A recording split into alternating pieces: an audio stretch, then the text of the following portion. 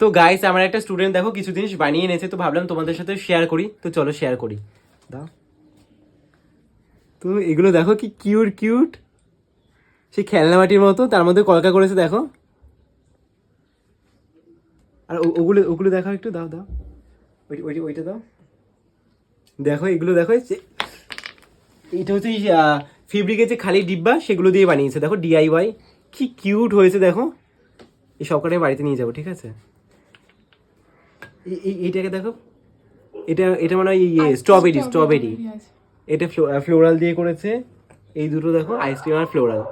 আর ওইটা দেখো, এইটা দেখো মোবাইলের কভারে করেছে। তোমার দেখে হ্যাঁ আমি একটা করেছিলাম এই লাল রঙের মধ্যে, হ্যাঁ হ্যাঁ হ্যাঁ, দেখো কতটা সুন্দর হয়েছে, কি কিউট। আর ওইটা দেখো, আর একটা দেখো এত সুন্দর একটা গাছকোটো, মানে এরকম গাছকোটো আমি এখনো অবধি দেখিনি, সত্যি বলছি। মানে গাছকোটো যেমন শেপটা তেমন ওর কাজ, দেখো কি সুন্দর এই মানে পার্টসগুলো বসিয়ে বসিয়ে করেছে। তার মধ্যে দেখো সুন্দর নিখুঁত করে কলকা।